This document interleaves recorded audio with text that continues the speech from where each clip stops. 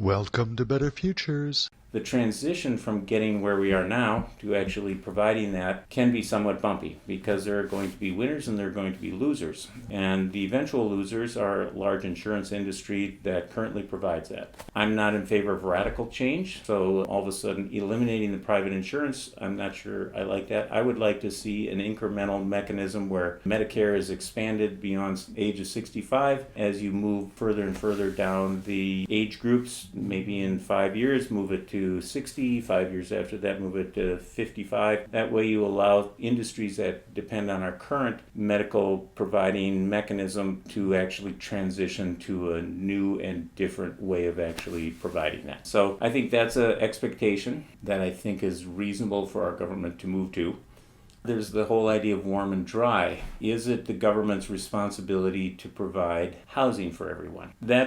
We start moving into, so what sort of housing? The nice thing about medical care is it generally is determined by a doctor or medical staff what sort of medical care is necessary, and people are able to move through, and hopefully the government can transition to providing that. As far as housing, well, what sort of housing do we actually want to give people? There's a wide variety of what kind of housing people want. Should everyone have access to a one-bedroom apartment at the very least?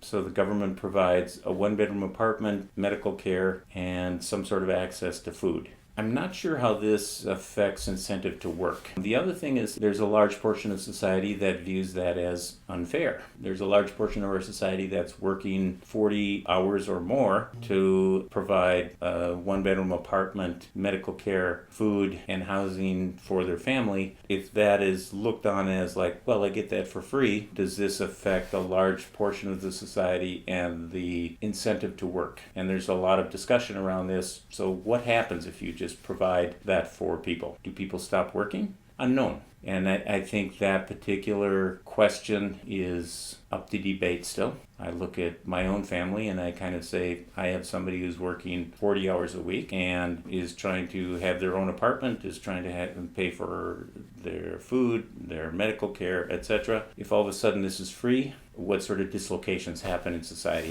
So I don't know. I'm not sure that everybody is entitled to a nice one-bedroom apartment, on the 23rd floor of Minneapolis public housing and free food and free medical care and not in any way required to work. However, there are some people that's required.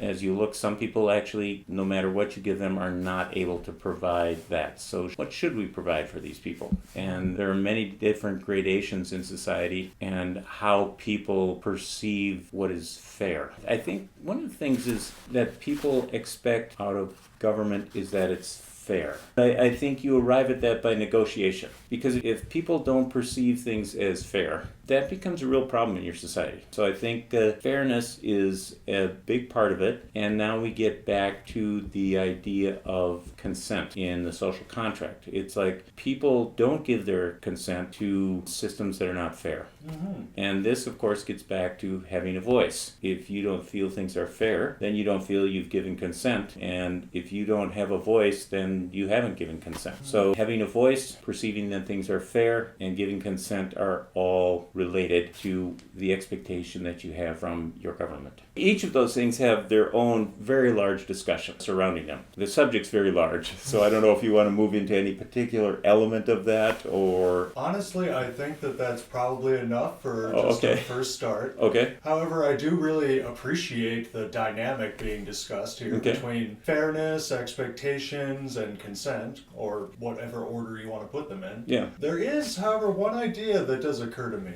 Okay. So, let's just assume that the new expectation in terms of a social contract, like what I need to be awarded in order for my consent to be...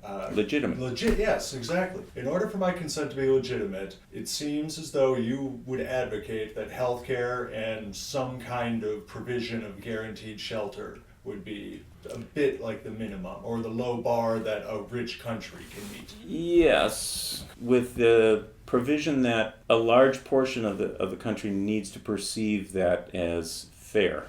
Okay, again, right off the top of my head, what if these benefits of shelter and healthcare were provided in exchange for 4 years of service, not in the military, because honestly, our country having just abandoned Afghanistan and spent $1 trillion plus there, we probably could have been paying for universal health care the entire time with that money. Yes. So instead of 4 years of military service, we could have 4 years of a civilian conservation corps, similar to what they had during the Great Depression. Mm-hmm. And then once you have served your 4 years, you have health care and shelter guaranteed for life. Right. At least the bare minimum of shelter. Right.